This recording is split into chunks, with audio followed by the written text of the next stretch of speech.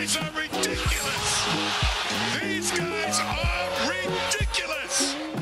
Now, how about them damn Celtics? And we are back with another episode of How About Them Celtics. Sam and I are here recording on Saturday, January 20th. We are here after the Celtics lost to the Denver Nuggets, which we did recap in our video this morning. So if you wanted to hear our full thoughts on that game, make sure to check that out. It's on the channel right now. But for the first time in what feels like a long time, we're doing a full pod without a game recap embedded into it. I feel like it's been like a couple weeks until the schedule has aligned that way. But we're here with no game to talk about. And so nothing, Thursday there will be pod.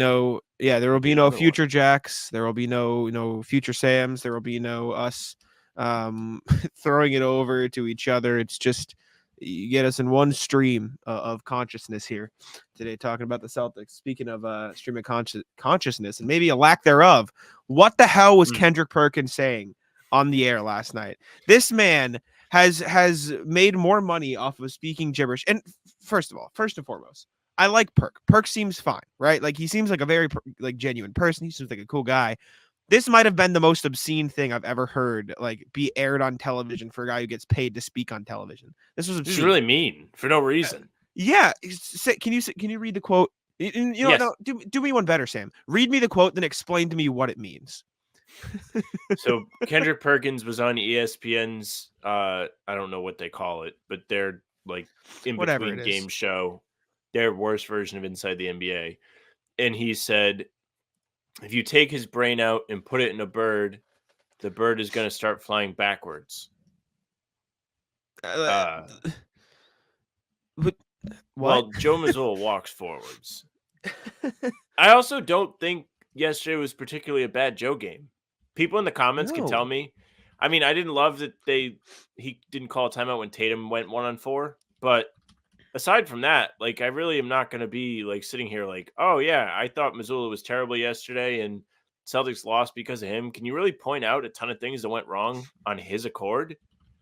Can you pin the late game struggles on him? No, I don't think so. Maybe you could be like, tell them to do something different, but I don't know. We're gonna watch the late game offense against the Nuggets later. Spoiler alert. But for what it's worth, I don't necessarily think they got bad shots. And maybe I'll look stupid in about 20 minutes. But like I think they got good looks. They just missed them all. I wrote about it for Celtics blog, and the clips aren't up. So ratlistnba.com and national TV, whatever. Save it. You said you forgot all your rat lists, and you're no, that's not one of them. I have plenty. That's not one. I remembered my one that I forgot, but you threw me off. Stop! You got to stop interrupting me when I'm talking, man. I'm losing. NBA.com didn't have the clips for you. Yes. When you were your article. I the listened. Shot. And you also talk through while you're listening. This shot profile in the last 5 minutes, they took 10 shots, made 2, and of the 8 misses, 4 were threes, 4 were twos. All the threes were standstill jump shots. They weren't like pull up step backs, like they were catch and shoot. And all 4 twos were Tatum driving and or taking mid range, including the one at the end of the game. So like the shot profile, at least on paper, again, we're gonna watch. It was like normal, what you want. They just didn't make them, and so that's all you can blame the coach for. Realistically, he can't make the shots for the players. He can't be out there and choose what to do. Even what you're saying, like I understand the idea of maybe call a timeout when Tatum's going 1-on-4 or whatever it is. But like he said after the game, like your best player has the ball with a chance to make a play. Like you usually live with that. And I mean, on the replay, probably would have been best for Tatum to pull it out. But at the same time, of maybe Mazzulla should have called timeout. Maybe Tatum should have had the wherewithal to just pull it out and not go through 3 people. So like, I don't get why Perk decided to go out Mazzulla after this game out of anybody.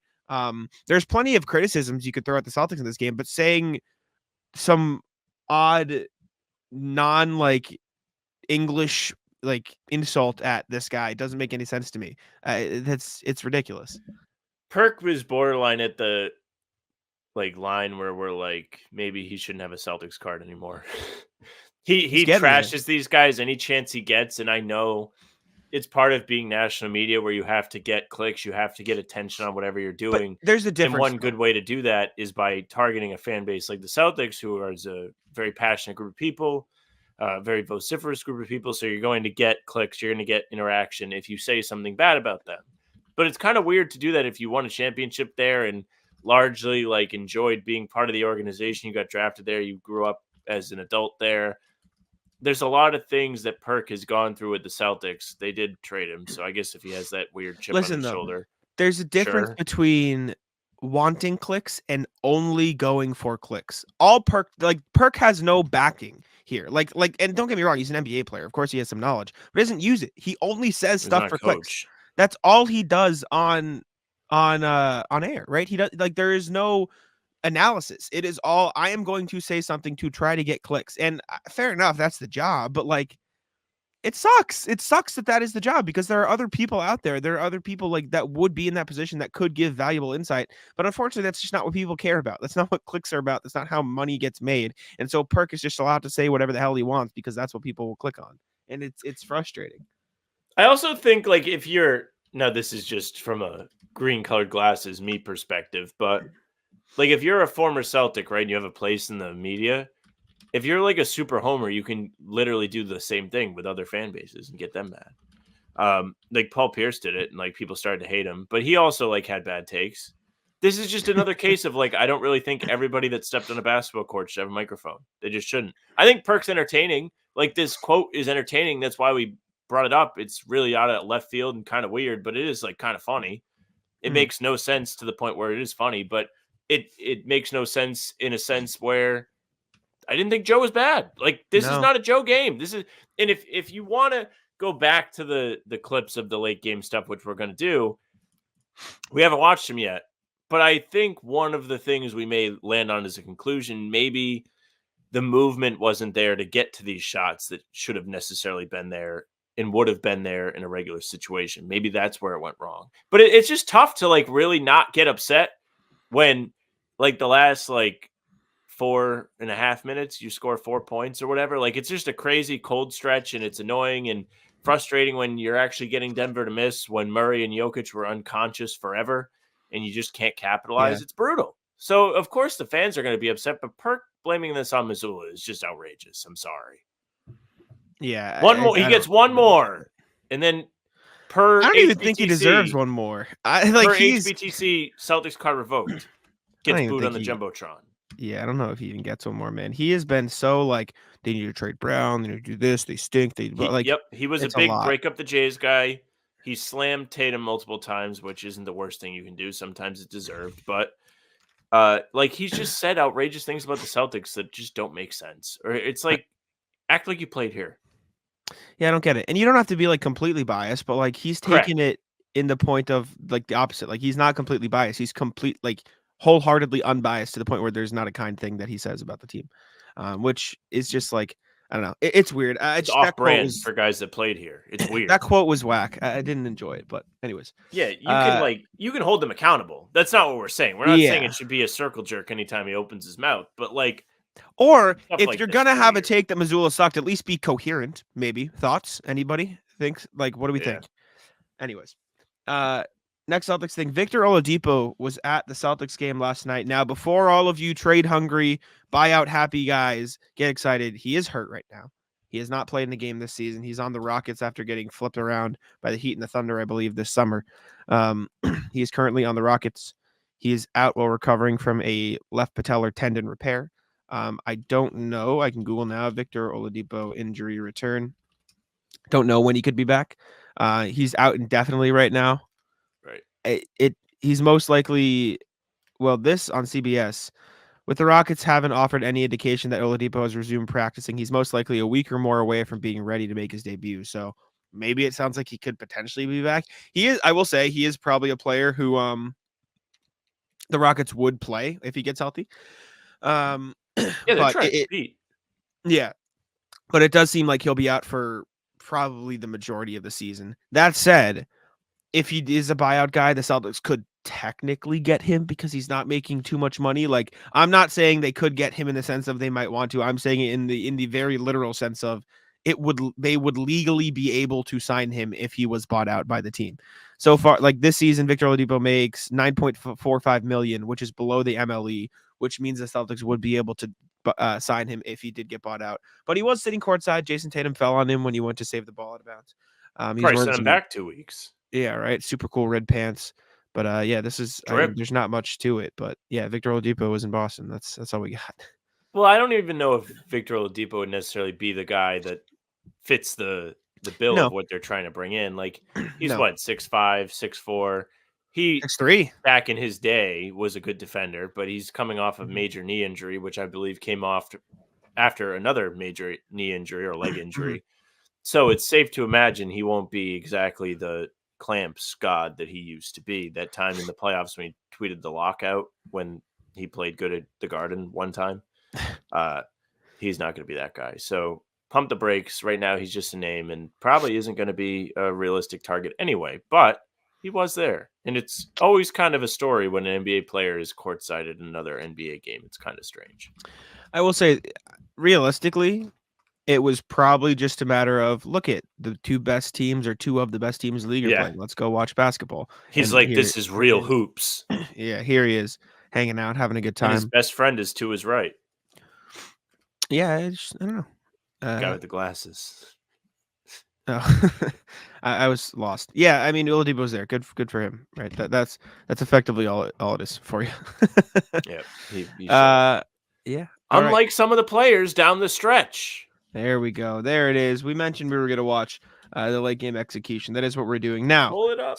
Like I said, ratlistnba.com for not having the clips because it's a national TV game. But shout out Nate on Twitter. Is that who it is, right? Or sorry, this one. That's the wrong tab. Nate, pull up shoot on Twitter. He broke down some of the late game stuff, late game shots, and we're gonna watch and we can say good shot, bad shot, etc. This is the last 5 minutes of the game. The Celtics shot 2 for 10 in that time. Like I said, of the 8 misses, 4 were threes and 4 were Jason Tatum, either drives or pull-ups in the mid-range. So let's take a look. I'm going to try to mute all the clips, but you're going to hear them because I can't mute them before I play them. First shot. This was one of their 2 makes. It came right after the 5-minute mark. Good attack. Also, at the time, didn't matter. This has to be a call. Like, objectively, he is in the restricted area. There is a foot in the restricted area. If you don't jump when you're in there, it is an automatic foul if you make contact. So this is, like, by definition, a foul. It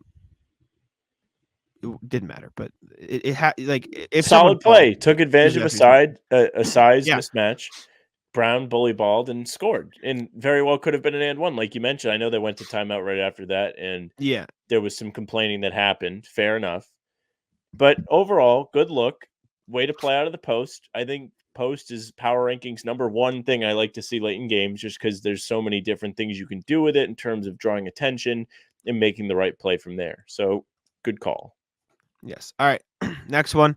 Next possession, Horford changes the angle of his screen and it throws Jokic coverage off. Tatum gets a huge runaway, but misses the dunk. Again, shout out to Nate for these clips. This made me put my head in my hands. I remember this. Let's take a look. It was easy. The sound pisses me off whenever I play it goes. Can you mute the tab? Yes. Good call. Thank you. Actually, I don't think it mutes it for you. I think it just mutes it for me, so it doesn't matter. Can you not share tab audio to StreamYard? Yes, I can. Okay, hold.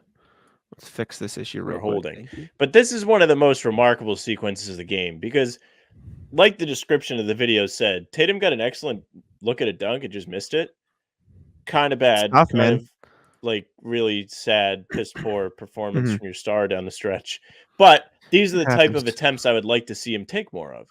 But I think did Gordon get a piece of it? Job. I don't know. That's what I was going to say. Or not. Can I slow it down? Yes, you can. No, I don't think something. I think the defense, close. The defense definitely adjusted his dunk attempt, or he was trying to avoid Gordon. I credit the Nuggets. Like, it sucks. Tatum should have made the shot, yes, but like the Nuggets, I could have just been a layup. Yeah, I guess I don't know. Nuggets did a good job of altering his play. It was could have just went with the right to the opposite side of the rim. Tatum said after the game, he said, "I missed some bunnies down the stretch. That's on me." And so, like, yeah, he just missed some easy shots. It sucks. It happens, but it sucks. Good play. The decision making, though, is the important part of this whole segment. Yeah, so not a bad shot. 2 not bad shots to start it, which is the important part.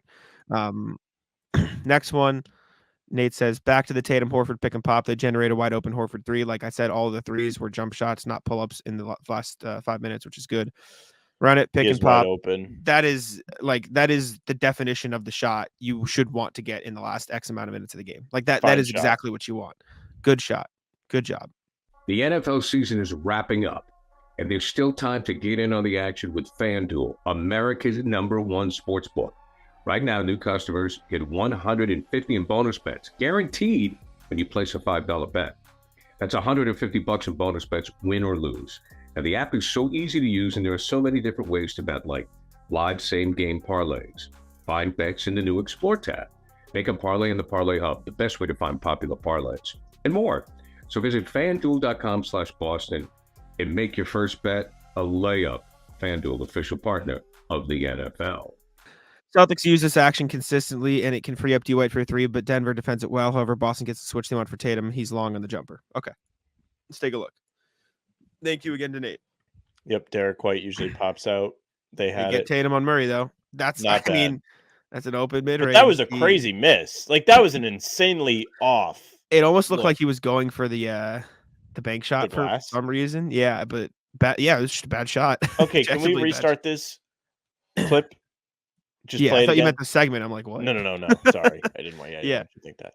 So I love that they go to this mismatch at the free throw line. This is something Mhm. I've asked for a long time. Like, please just go to the nail. It makes defenses have to work. Right here, he's already got the defense worrying.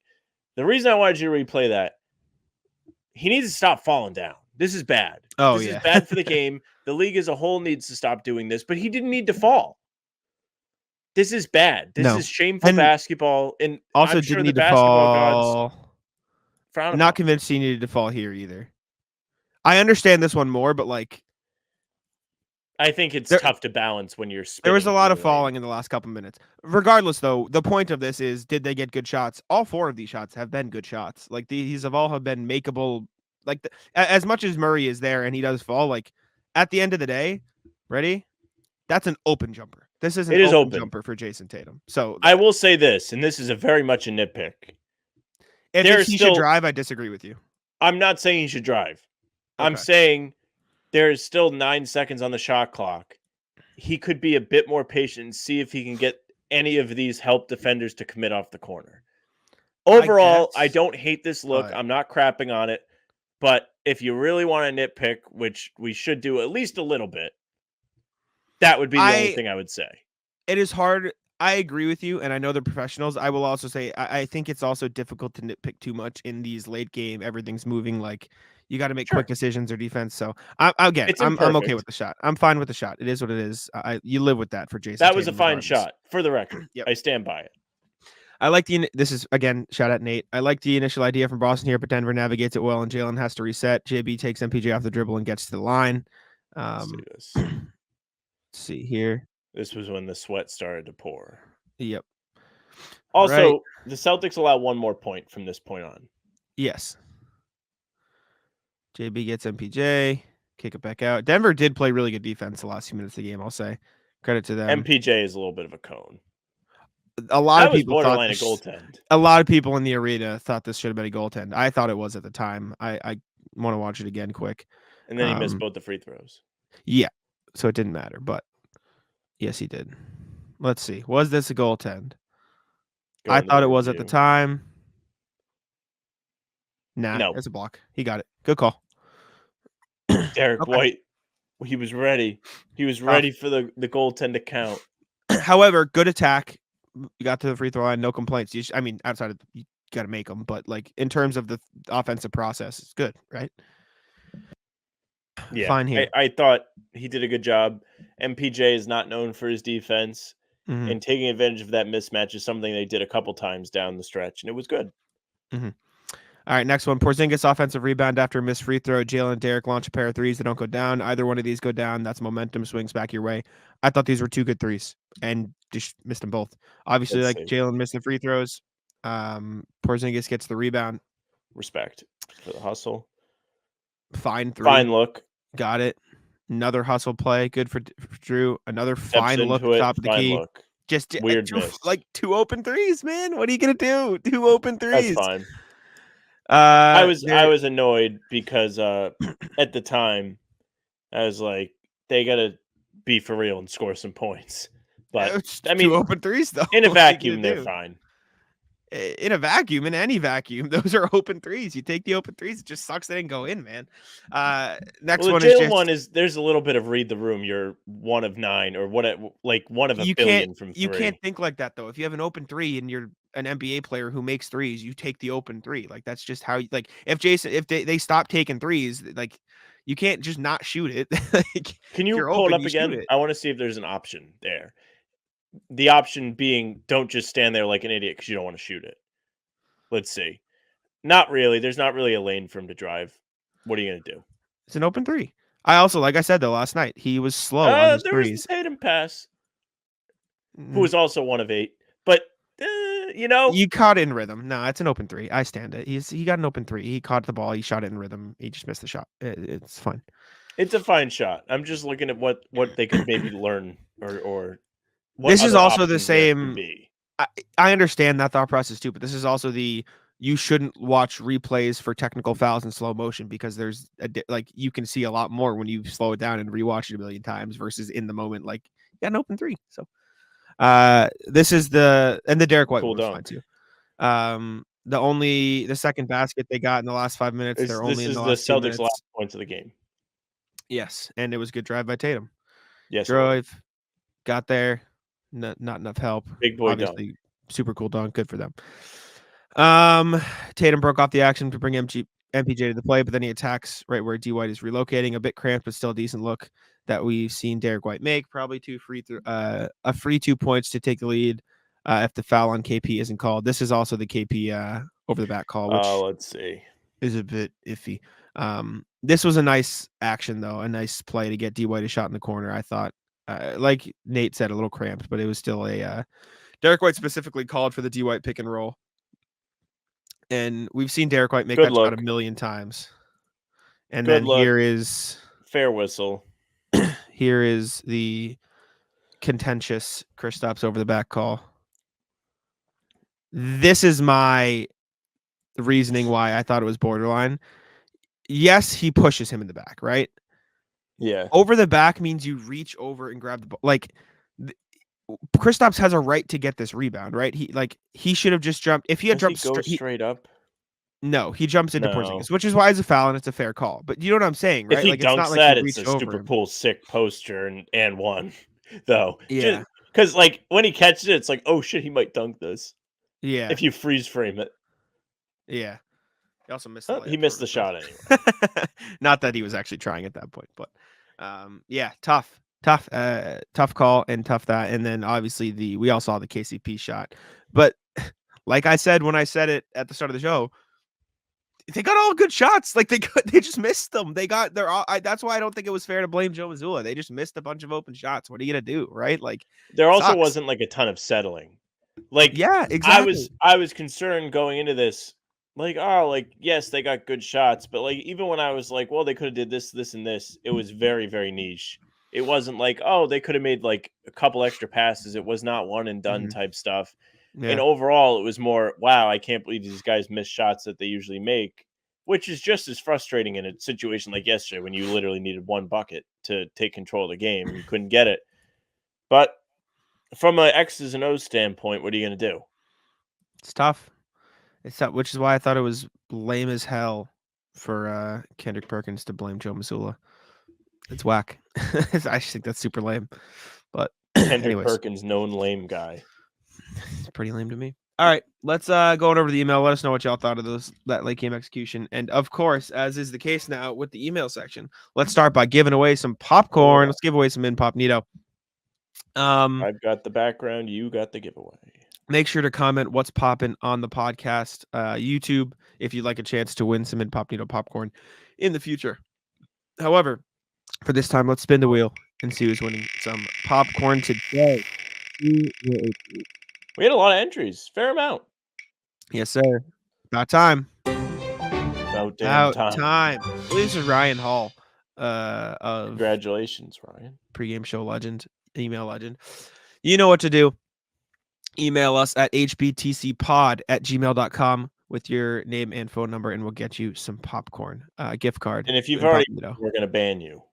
There was some discussion specifically about Ryan before the show. We were like, did he win already? I don't think he's won yet. I don't think UFC has won, sure. and that's the entry I always put on. So, congrats. There you go. But like congrats I said, or get to be banned. One of the two. Let's check the email. First one we got, Andrew Lodge says, "What's poppin'? Hey guys, not much to say about today's game versus the Spurs. It went how it should have. I think Wemby will be a generational player at least. He's this is after the Spurs game. I read Nuggets, or I thought Nuggets in my head, and I was like, it should have. I think Wemby will be a generational player at least. He's incredible for a rookie, and it's exciting to see what the NBA could become the next decade. What do you guys think of the NBC Sports Boston having PJ Carlesimo on the broadcast tonight? I think he did a great job. Do you think it was a quote tryout like they did last year with Drew Carter? Tough minutes for superstar Svi Mikhailuk today. Drew, Svi's number one supporter. I didn't listen to the broadcast, so you can let me know what you thought. My turn, baby. I liked it. I like PJ. I think he's a good voice to have on there. I also have a notable distaste for Scal. If it was an audition, not the worst thing ever. But I think it was more of a... So was it no Scal? No, Scal was there. What happened was PJ joined the broadcast for 3 quarters to kind of like enjoy spending time with Gorman in his last season. That's really what it felt like to me. It was not a tryout. But he did give good insight. I've always liked when he's a part of any broadcast, so I thought it was fine. In terms of the Spurs game, did you hear Wemby say that he really feels the Celtics have improved since 2022 and he really feels the team has made noticeable sacrifices? I saw this quote going around today. Well, you were there. But pretty cool. Pretty cool that the Celtics' growth has been something that's noticeable to somebody that was living in France and working towards his own pro career. So that just kind of goes back into, yes, the Denver loss sucked. It was painful, and I hate that they didn't score any points for the last couple minutes. But at the end of the day, this team is still grown. Despite yesterday feeling like hey, look, remember when we used to do this? See, I disagree though.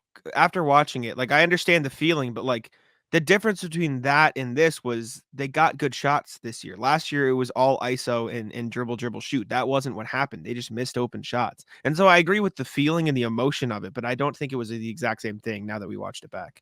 Well, the shot's not going in is still something that needs to change. Like, well, yeah, but it's not like they got bad shots. But when you go 2 of 10 in the last 4 minutes, you have to. I'm not saying it was a good thing, but I think the shot quality is a major difference and an important one to note. Exactly, that's why I'm saying it's different from last year, because last year the shot quality quality was terrible last year in the final few minutes because it was all isolation. That's not what happened this time. So that's why I say, like I said last night, I agreed with it at the time because I think the emotion and the offensive results were the same, but I think the execution was different, and I think that's an important distinction to make. Yeah. So, I mean, you're also not flipping a coin when you take a jump shot. Like, should make it. It's not a complete chance thing. I know. You know what I'm saying, though. Like, sometimes it doesn't go in. Sometimes it doesn't go in. But there is still some accountability to that. I know, but I'm just saying it's different because it's a process thing, not a The process is for sure better. Exactly. Next email. From RJ after the Spurs game, just the 20th win in a row, and that's pretty good. Sorry, RJ. Evening, guys. Slightly undermanned Celtics just beat the Spurs by 20-ish in a game where most of the excitement was about a rookie making his debut on the parquet. Not the French guy, Jordan Walsh. This was a very workmanlike, almost boring game. I think all of us were surprised about Luke getting the start and winning the tip, but most of the game seemed like the C's were less cared about beating San Antonio and just more trying to keep themselves interested in the contest. Mimi got some minutes and showed how much development lies ahead for Wemby being able to defend him. O'Shea got 12 minutes without making a 3. Fun fact, in 2 games against the Celtics in 2022, Brissett made a combined 10 3-pointers so far this season. As a Celtic, he's made 10 3-pointers. Finally, with about 3 minutes left, Jordan Walsh checked into the game. He did the things new guys do, get rebounds, 4 of them, run into teammates on plays, and wait for the ball when defense over-rotates. He did get a nice look at a 3 ball with 45 seconds left, but it didn't drop. Not a bad way to take the wraps off your NBA career. I expect we'll see more games like tonight as the Celtics keep trying to improve all the way down the bench so that everyone is ready to contribute if needed come playoff time. The C's hitting the halfway mark with a 32-9 record and a 4-game edge in the loss column over the Bucks and the Sixers. I like the way the squad is trending. Be well, RJ. Yeah, Spurs game good, basically. Maybe Walsh will get some run on this road trip. Never know. It's some tough opponents. Houston better home team than road team. Notable fact. Very true. And then Dallas, Miami. So we'll have to see. But last email from Ryan Hall. Congrats to you, brother. You're getting some popcorn. I would like your thoughts on a couple. Hit him with the reply after this. Just be like, yeah. Oh, yeah. I would like your thoughts on a couple players I just can't get a read on. First player is Patrick Williams, the 2020 draft 4th overall pick. This email is called Busts or No. He is inconsistent and has not turned out what they thought they were going to get out of him. Next is the Thompson brothers. Even though it's early on in their career, Amen has done G League time, and Asar, although great defensively, offensive struggles make him unplayable at times. Also, the duo of Jabari Smith and Jalen Green, 2 top prospects, but aren't quite producing consistent wins. Do they just need more time? Lastly is Ben Mathurin, 2022 6th overall pick. At times, he looks great, but consistency seems to be his problem as well. Is he just young and trying to find his footing in the league? Thanks for your time. Much love, Ryan, a.k.a. UFC Dana White. Thanks for me. Yeah, thank you. I think a lot of these players, it's way too early to say bust or no, especially the rookies this year, like the Thompson twins. Like, Yes. You just can't get a read on them yet. They're both good defenders, which I always think is the more important starting space. Like you always say, you can learn to shoot. You can't really learn how to defend at a high level. Well, you can, but not like with this athleticism and this like instincts. So I think they'll be fine. At the very least, they can turn into a high tier, not great shooter, but elite point guard who can defend and be huge for that position. Like they'll be fine. I'm not worried about the Thompson twins. I think they'll be really good players. Patrick Williams, you can get a read on. He's been better this year since the Bulls have turned their season around. I think he'll just end up being a really solid, like Dorian Finney-Smith type guy, which is obviously not what you want when you draft a guy 4th overall, but like still a valuable player. So if you want to call that a bust, sure. But like, I don't know. I think he'll be a fine quality, like I think he'll be a 5th starter, if that makes sense. Like not he's not going to be a 1, 2, 3 guy, but he'll be a solid like starting level player on a good team. In relation to the Rockets guys, too young. Jabari Smith has had a much better second year than his first year. Jalen Green is 21. Mm-hmm. He's had 2 seasons as a pro, but he's still only 21. They're very young. To put in perspective, like NFL guys don't get in the league till like 22, 24, like around that range. So there's plenty of time for these guys to come into their own, learn how the league goes. If you really would like to be like, there is a problem with this, Houston is going to have to pay them sooner rather than later. Like, even though they're young, they still have the 4-year rookie deal. And after that, it's up for grabs. So you have to make a decision before you might know that they're good or not, which kind of sucks. But do I think you should give up on them? No, I don't. Yeah, you had a really good chance to make a funny joke, and you didn't. What was that? You said, there's a problem here. Houston has to. You could have said Houston has a problem. No, if I ever make that joke, please hire a hitman to shoot me. You had a chance. Come on, I mean, it was there. It was there for the taking. But yeah, I think they're going to be all right. They'll be fine, especially Jabari Smith. Yeah. As far as Ben Mathurin, inconsistency is absolutely the name of the game. They beat Sacramento without Halliburton pre-Siakam trade a couple days ago on the first leg of a back-to-back, and he shot 11 of 21, 2 of 6, 25 points. Last night in their loss to the Blazers with Halliburton and Siakam, he shot 0 of 8, 0 of 5. Probably not good. Probably should be a little bit more consistent. That's been the problem. Celtics up. Yeah, he lit the Celtics up, but then he's struggled against the team. So like inconsistency is absolutely the name of the game with him. I also think he needs a consistent role. They started him to start the year, and that didn't work, so they brought him off the bench again. So like he's getting flip-flopped a little. I think just put him as your 6th man. Let him rock in that role for now. Eventually make him get that make that move to the starting lineup, but he's got to improve on defense first. So it's a little bit awkward, but I think he'll be fine as well. He's just got to find his footing a little bit in terms of consistency. But yeah, thank you. He's in a good situation too. Like I think this Pacers team is a great place for a lot of those young guys because the team as a whole is going to be growing.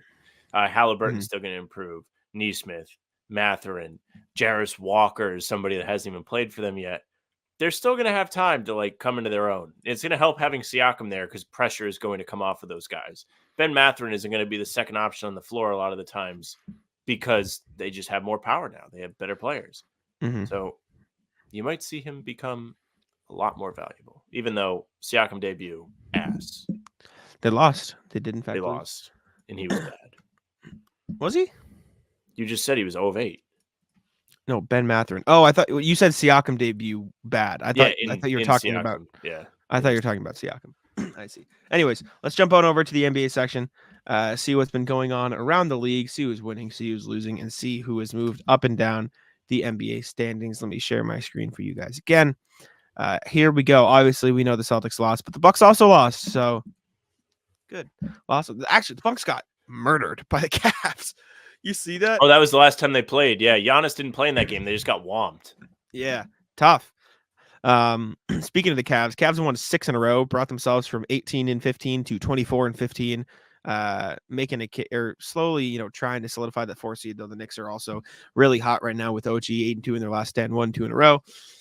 Heat and Pacers have cooled off a little, 5-5, 6-4 in their last 10, both on 2-1 game losing streaks. But I mean, they're only a game and a half out of the 4 seed, so it's hard to complain. And Pacers also just got Siakam and Halliburton, and they got they get to build that chemistry up. But they've got good players. They've got a good squad. Same with the Heat. Magic. What's funny?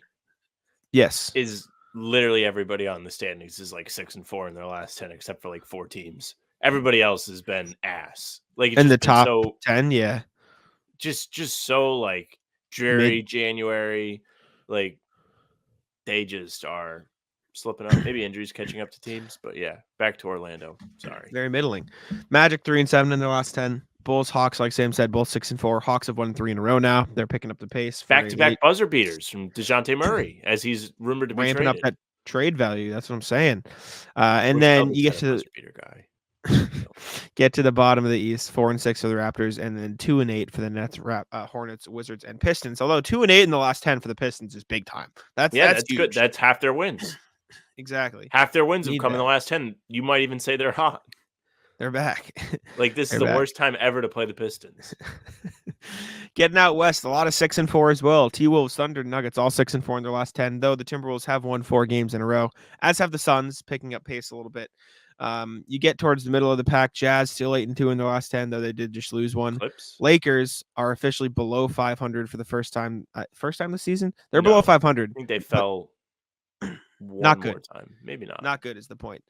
Clippers also 8-2 in the last 10. Very good. Suns 7-3. They're finally finding some footing. And then the rest of the West is pretty meh. The Rockets have fallen out of the top 10. They're struggling a little bit. Warriors are still in the gutter. Not good at all.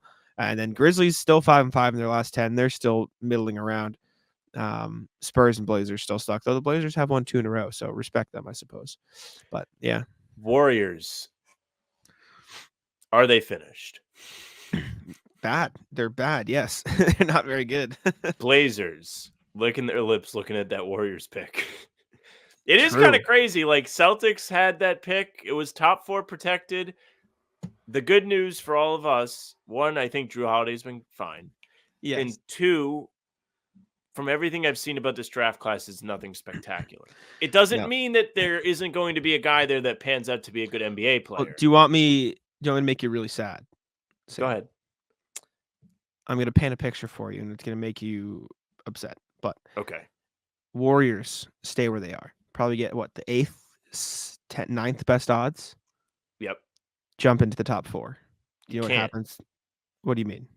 Oh, do the Celtics get the pick if it goes back? No. But if the Warriors won and it jumped into the top 4, that probably means the Celtics would have gotten the pick next year. Cooper Flag. Yeah, Cooper Flag. There was a pathway, is all I'm saying. Though let me see if I can. There's still a pathway. They have big money. They have guys sitting around. What if they're like, we hate Porzingis? Bye. Well, it's actually it would have been just dropped. It would have been top 1 protected in 2025. So.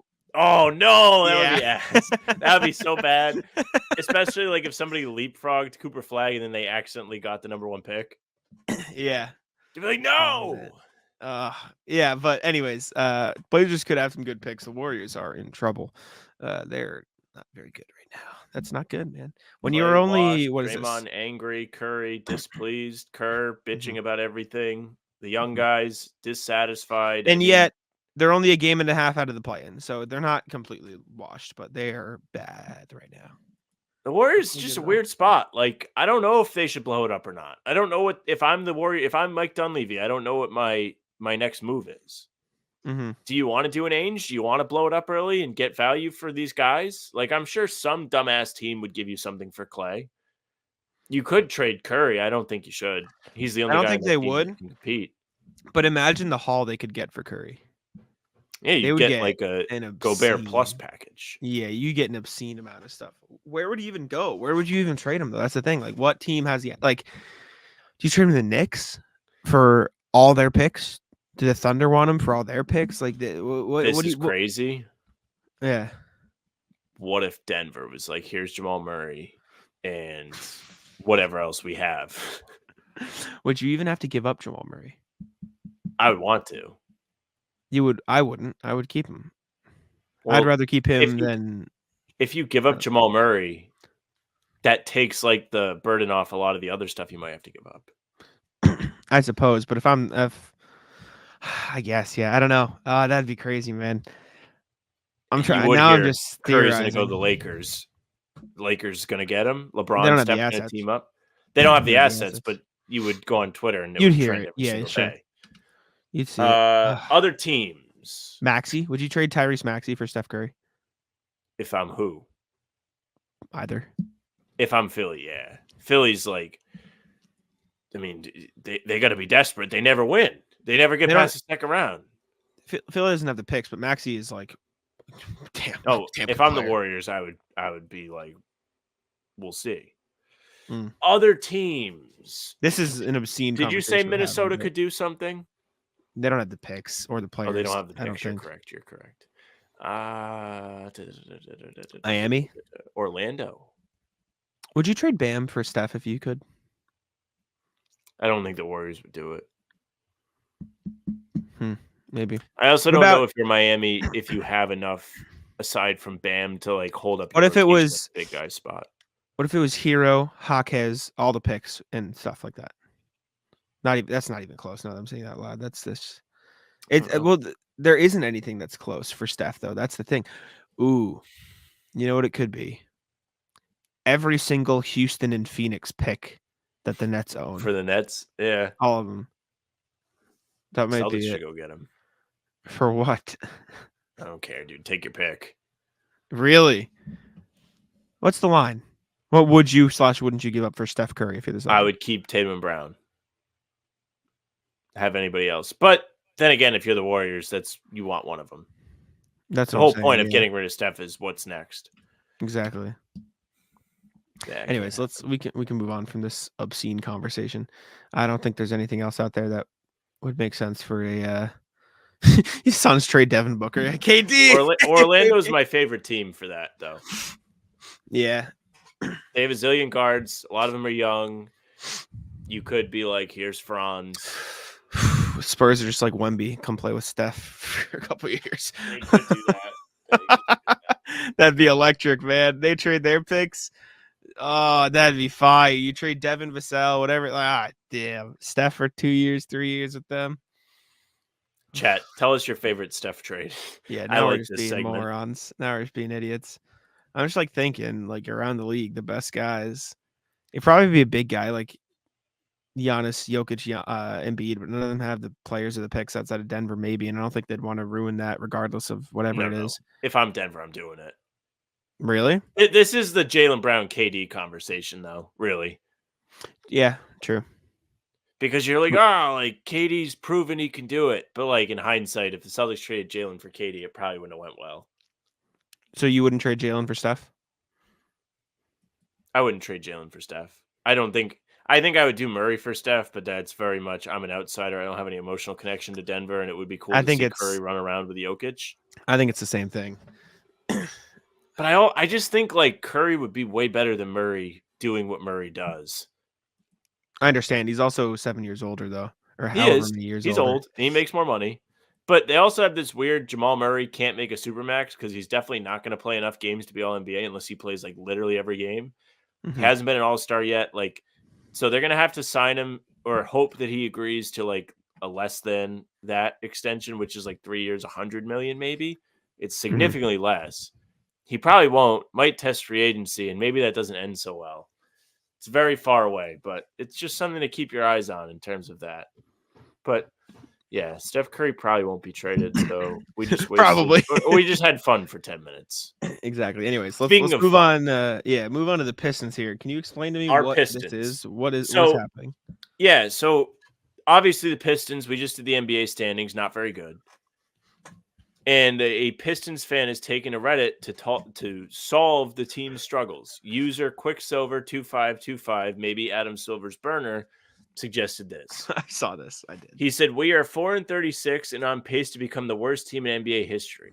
At this point, think about it. If the worst player on our team, I would say Wiseman, just started punching and beating the shit out of the other team's best player, let's say for a couple of seconds, then what's the worst that could happen? Wiseman gets tossed. He's the worst player on the team, so it wouldn't really matter. And their best player gets hurt. Just imagine Wiseman going complete ape shit on Luka before his teammates and referees are able to get involved. It would be at least 3 whole seconds, which is a lot of time to break someone's leg or arm if they're trying really hard. Just something to think about as we approach the second half of the season." This is the kind of brainstorming that the Pistons front office could probably use. As a response to this, I would say Draymond now is a Pistons trade target. I also would say what's the worst that could happen is Wiseman would get suspended, so you would eventually have to go down your line and be like, okay, it's your turn to beat the shit out of somebody. So and the Pacers have already signed James Johnson. It's true.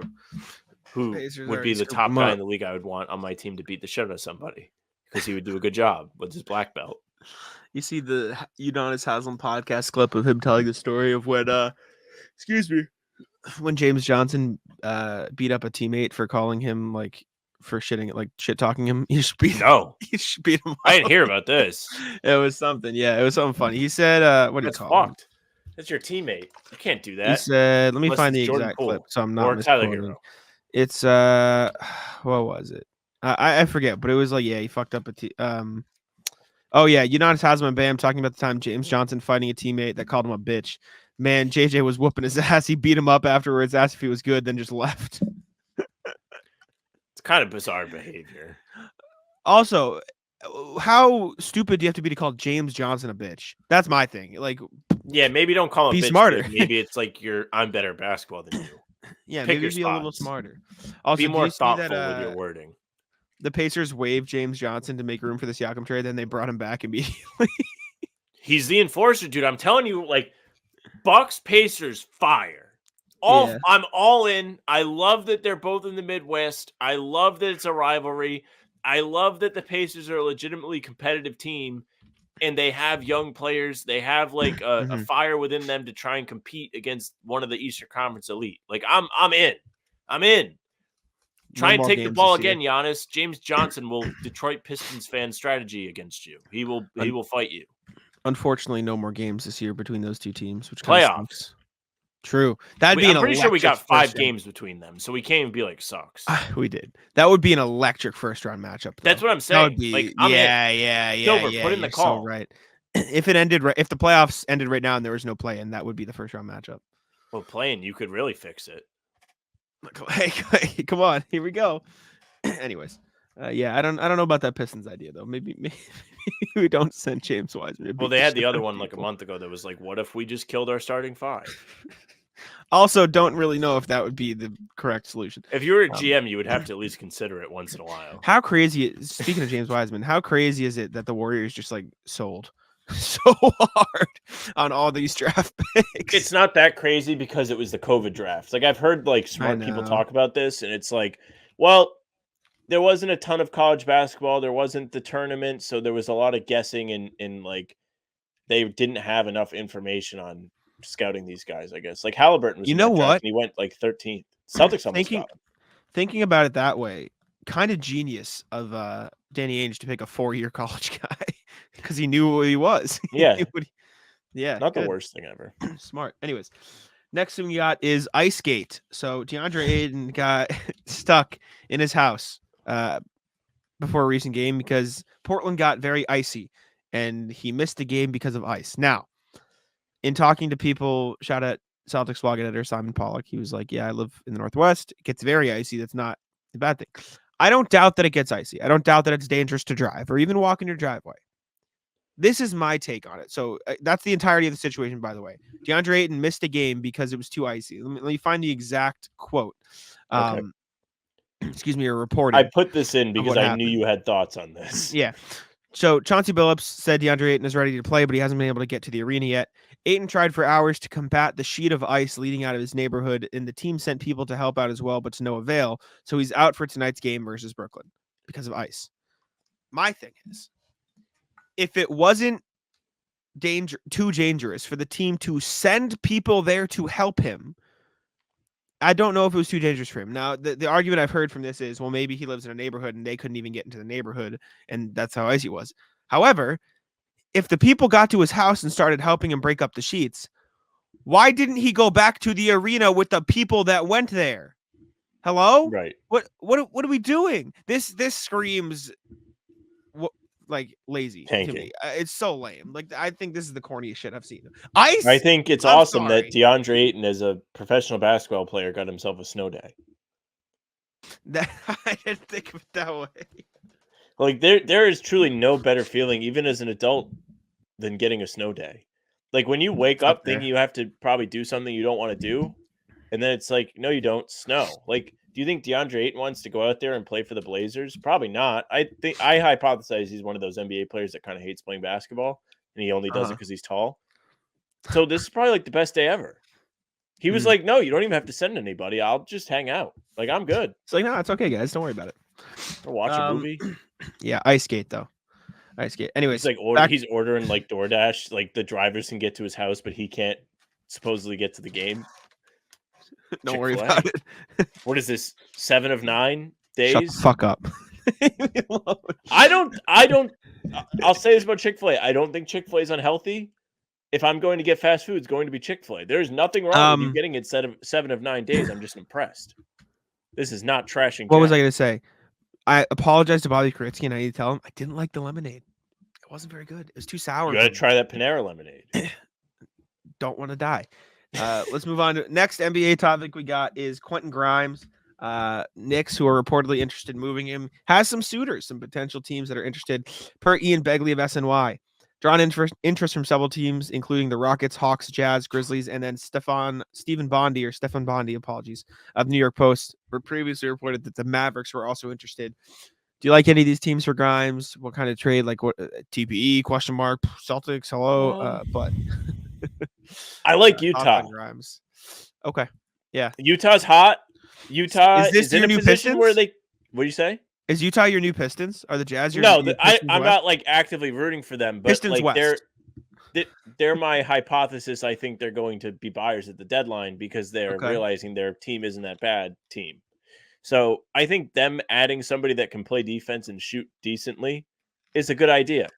It's not bad. He could be a good depth piece. He's not getting a ton of run in New York because they have like 6 guys that are Quentin Grimes now, and they can afford to get rid of him. So another team I like. I think Houston has too many guys. I think he doesn't really get run there.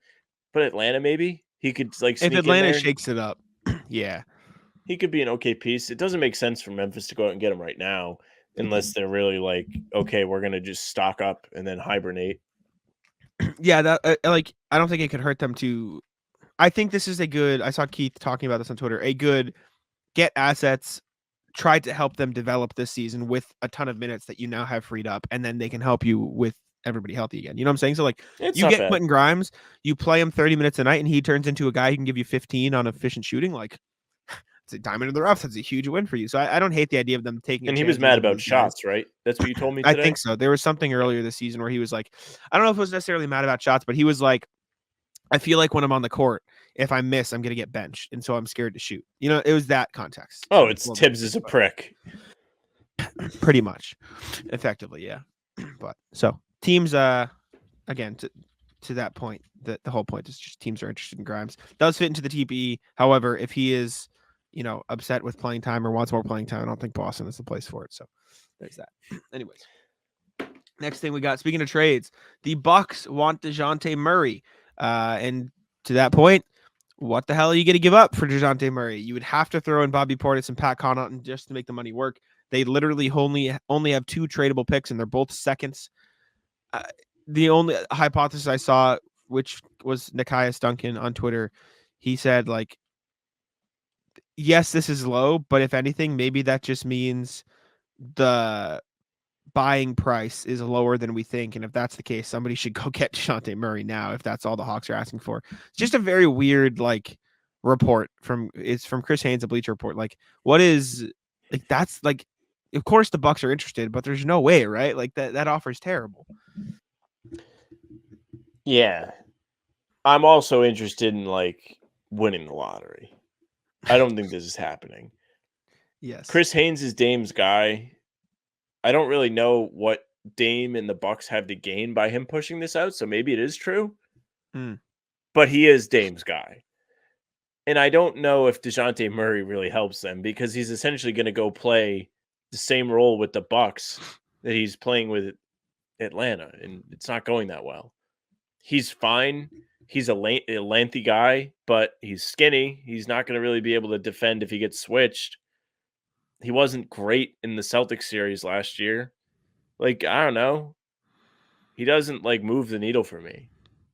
I think he's going to be – I think he's a good player, and I think he can go somewhere by himself and be good, but I don't think joining the Bucks is a good situation for him. I don't disagree, but I do think there is value for the Bucks in the sense that he would be by far their best perimeter defender, which would be huge for them. He would just turn into a point of attack defender and a catch and shoot three guy, which may not be where he shines the best, but I do think it's a role he's capable of playing. And I think there's a difference between him having to be the second best guy in that role on the Hawks than a third, fourth option in that role on the Bucks. So I do think it could work to some degree. To another Bucks point. Definitely better. Yeah.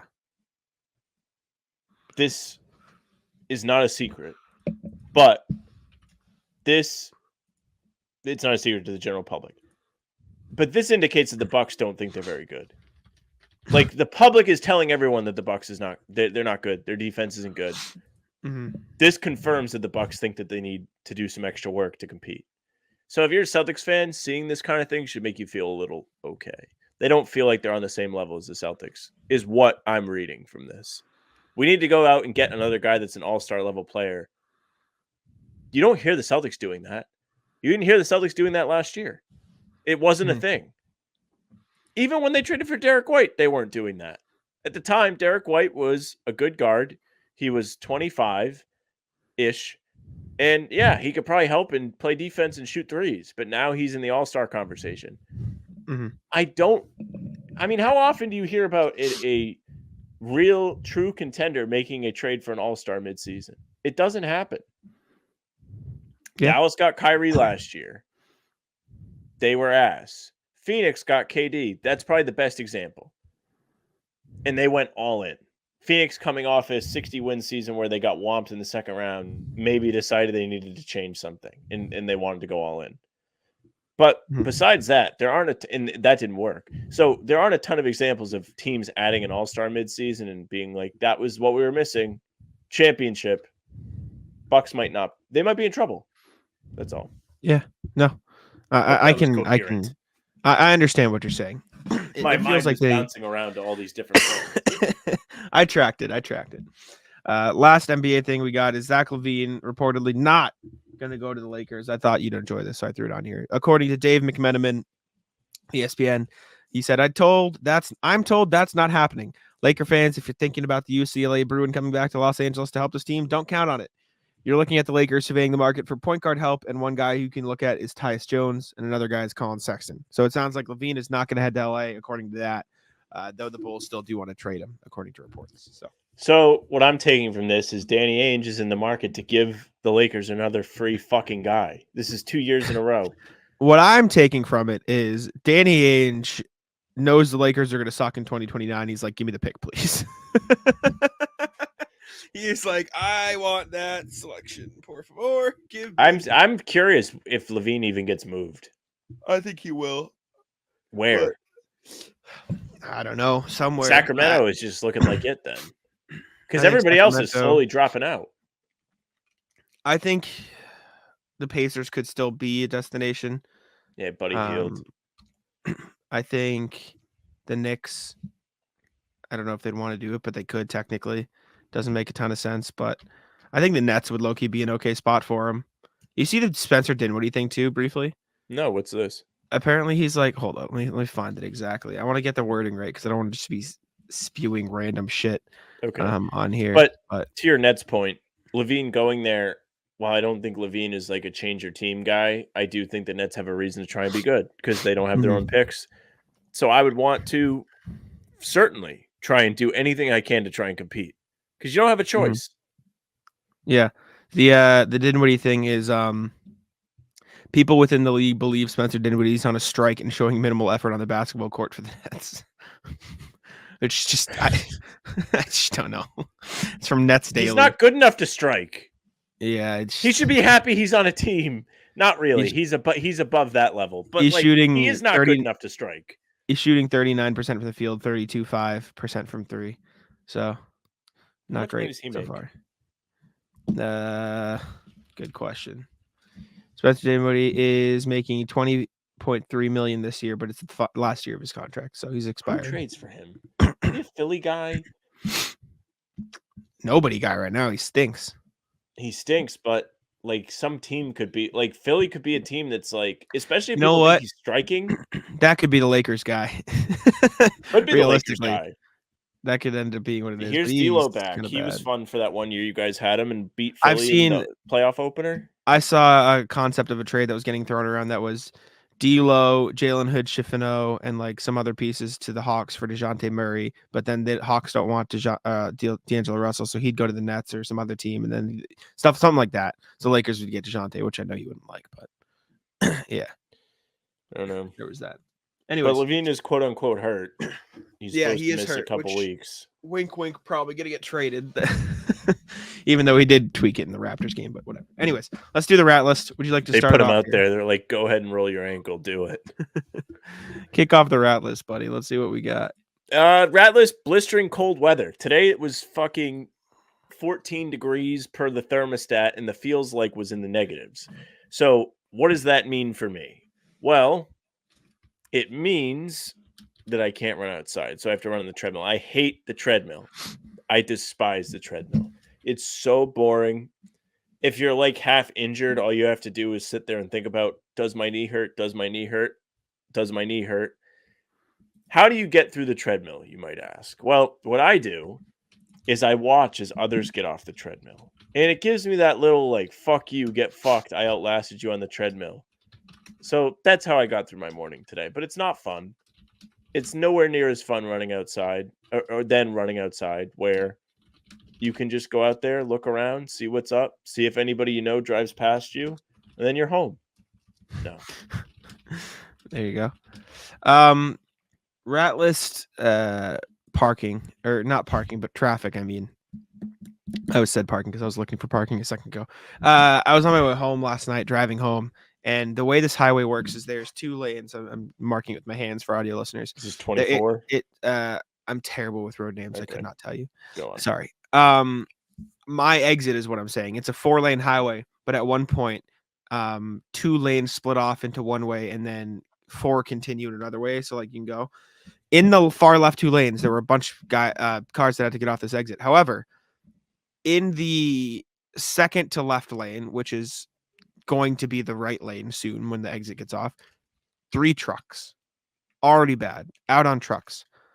What's worse is the car in the far left lane going the same speed as the fucking trucks.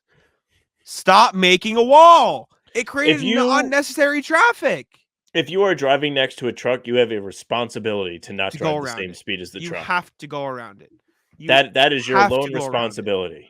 Yes, you have to go around it. There is no other acceptable way to handle that. Horrendous. Rat list the car. I'll do a little bonus one. Rat list the cops. So I left my house yesterday.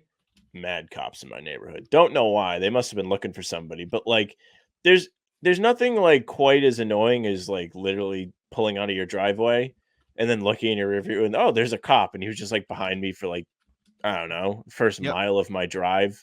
So I don't even want to be on my phone like setting up my aux because I don't want to get pulled over. Yep. But he fucked off after a while. But they were out and about. Nice. And when I got home from where I was going, somebody got. I watched him chase down block somebody. It was brutal.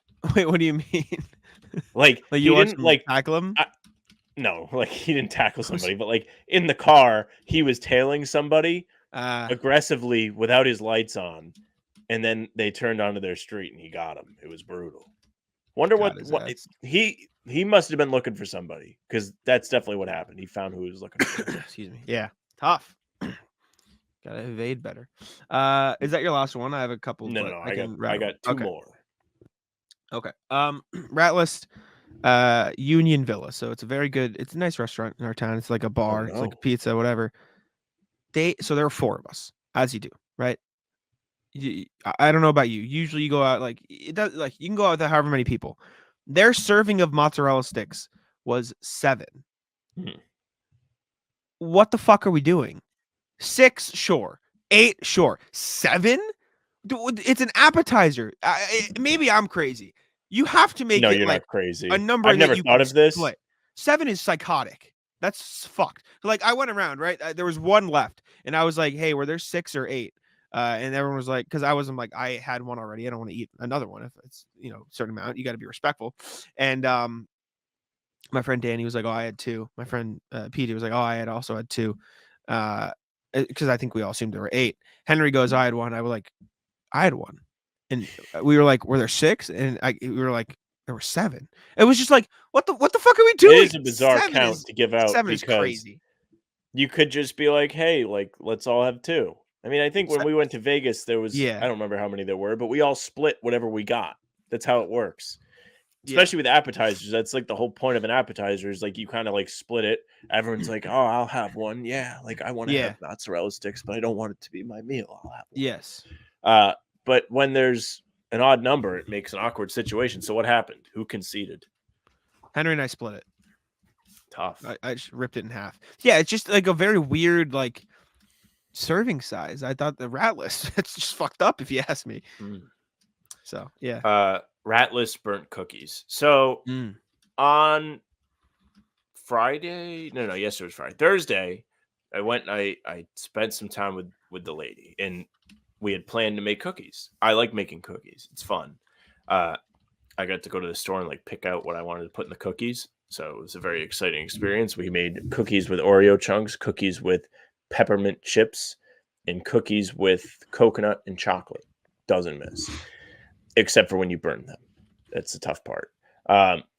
So anyways, we do all the mixing. It's a long process, made them from scratch. They still came out okay, but the bottoms were damn hockey pucks. It was brutal. We must have put the oven on too hot, and there is nothing more heartbreaking than opening the oven to see that you've burned the cookies after spending probably 45 minutes to an hour preparing the cookies. That's tough. It was tough. Yeah. We cut off all the bottoms. Not bad cookies still. That's just. It's also kind of rat list making like multiple flavors of the cookie, because then you gotta have one of each. You gotta try all of them. Tough. The burnt is brutal, man. You can't overcook them. You gotta watch out. You gotta be careful. Rat list the tea. So I've got a couple things for this. 1, the green line is just down, which is like, what the fuck are we doing? Can we be better? Can we not shut down? Here's the thought. Can we not shut down an entire line of our train, system for 2 weeks separately in January? Yeah. Just a thought. Maybe, I don't know. Maybe I'm crazy, but I think that seems a bit unreasonable. I'm walking out of the building with Steve Hewitt, who writes for the Herald, and I'm like, "Oh, where you headed?" And he goes, "I got to Uber because the green line doesn't fucking work." Like, what are we doing? Wait. What do you mean the green line doesn't work? No, I knew it didn't work. It's just like, and the reason I'm putting it on here because I could have taken it today to where I'm going after this, but now I have to drive in and park and find parking and just, what the fuck? It just work. Maybe just have your public transport system work. What if you transit Ubered? System work? Fucked. I don't want to Uber. That's a lot of money. Also ratless though. Another reason for the tea. Coming home last night on the red line, pulling up to North Quincy Station. Get there, door doesn't open. Right, get there, sitting there, door doesn't open. 20 minutes, we were at the station. Stuck. You want to know why, Sam? They overshot this fucking station.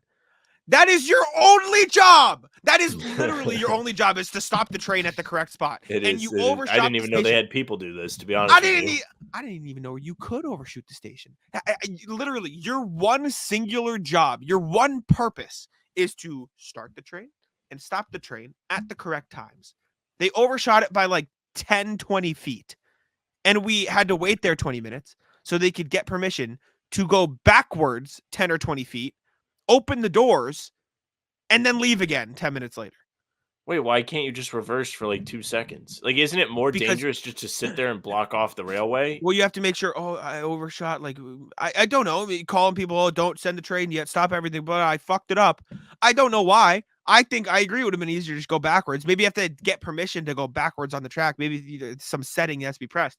Maybe. It is literally your only fucking job to stop the train at the correct time. That is the most obscene miscalculation, obscene mess up I've ever seen. And the fact that we were stuck at the train station 20 minutes waiting for you to reverse and then 10 minutes waiting for you to go forward again is absurd.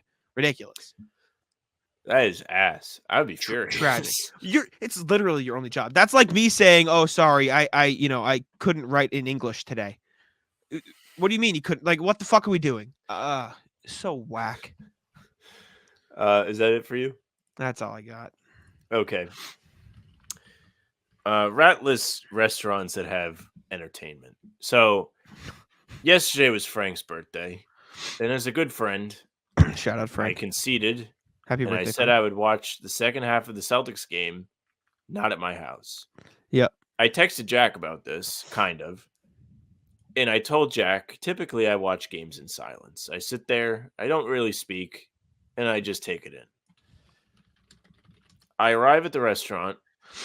They only had the Celtics game on one of the big TVs. But I positioned myself so I could watch it. Sound was on. Gorman is talking. Then all of a sudden, the sound's gone. Catastrophe. I see this woman grab a microphone. Mm-hmm. Top 10 things I don't want to see when I'm watching the Celtics. Somebody grab a microphone. Number one. Number two. Celtics lose is number one.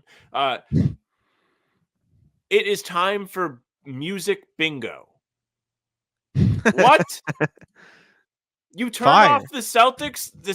Well, at least the game was still on, but you turned off the sound of the Celtics playing the other best team in the NBA so you could have music bingo? And then she's like talking the whole time and they're playing these different songs. And then the Celtics lose. And somebody comes over to the table and is like, do you guys want to play? I almost committed a murder. After watching the Celtics go scoreless for like 4 minutes, somebody asked me if I want to play music bingo. Well, like, no. Did you I play? want to go put my head in the microwave. I don't want to play music bingo. Why didn't you play? It would have been fun. No, it's stupid. You should, if you own a restaurant, you should literally never have entertainment in your restaurant. I love trivia, man. Big fan. Trivia is fine. Music Okay. bingo is not. Trivia is fine. Nobody wants to go into a restaurant and hear music, like a live music thing playing. I don't want to hear a DJ at a restaurant. Like, just have like whatever radio play. I will say, I personally agree. I don't love like listening to loud shit while I'm eating, but I would argue that there's a very big section of the population that does in fact enjoy listening to live music at restaurants. Yes, but like not at a sports bar. Sure. Okay. Sports bar is a bit. Like, yeah, crazy. Like, sure, you could be like, I was gonna hey, say, look, like, saying nobody likes that. Is a bit. Well, like, I don't know, you're in a very small space. Like, I don't exactly want somebody fucking performing. I understand. No, I like I said, I personally. There was one time agree I went with to you, a but... pizza place and they had this guy just in the corner. Like, that's not fun for them either. Hey, man, nobody wins. He needs his big break. Come on. That's the that problem. person. Like, Sam, doesn't maybe want that was Ed that. Sheeran. Was that? Are you sure it wasn't Ed Sheeran pouring in the pizza parlor? I don't know, but just nothing more catastrophic than when I heard it's time for music bingo. I was like, what happened to the sound? I was worried there wouldn't be sound, but then there was. I was so excited. And then like, oh, it's music bingo time. And, like, people are excited. It's tough. Tough look. Well, that's probably their like, what was it, Friday? They probably do that every Friday or some shit. Not I'm saying like Terrible. Correct, but you know what I'm saying? Like, it's probably their thing. They are music bingo. Well, now you know that you don't go back there. Yeah. You don't go back for Don't go music back. bingo. Not a real rat list, and we can wrap up the show here, but I'm making the thumbnail for the thing, and Joe Mazzulla's headshot is very big next to Perk, and so enjoy that thumbnail on there. Little boy Perk. Yeah. Well, no, Perks is also huge. It's just the best pictures I found for it are giant. Anyways, Thank you all for tuning in. We appreciate it very much. Make sure to subscribe to How About Them Celtics. Leave us a review on Apple. I saw a couple new ones. We appreciate it very much. I'm not mad today because we got new ones, but leave us a review anyways. Follow us on Spotify. Leave 5 stars. All that good stuff. And I'll let Sam wrap it up. Yes, thank you very much for listening or watching. If you're watching, make sure you subscribe to our YouTube channel. Like Jack said, we're coming at you every single day with pods, game recaps, film breakdowns, rumor breakdowns, and Talking C's with Bobby Kravitsky. You don't want to miss any of it, so hit the notification bell. We're also live a half hour before every single game here, so come hang out in the chat. It's a lot of fun. We have a lot of regulars, and it's a good time. You can find us on Spotify and Apple, too. If you follow us there, you'll get the game recaps and pods right to your inbox, audio only. Leave us a nice 5-star review. Say something nice. You can also reach out to us via email. You saw it today. We go through the emails on each podcast, so if you want to be a part of that, the email is hbtcpod@gmail.com. We always check them. We always appreciate anybody's input. We have a lot of fun. If you want the socials, at How About Them C's, Twitter, Instagram, TikTok. The Facebook is just the part of the name of the show, not the part of the show. It's the name. It's the name. You can find our pregame streams there as well as on Twitter. Jack's Twitter is at JackSpunNBA. Mine is at Sam LaFrance, and that's it for us. Bye. Tic-taco. Come on. Taco.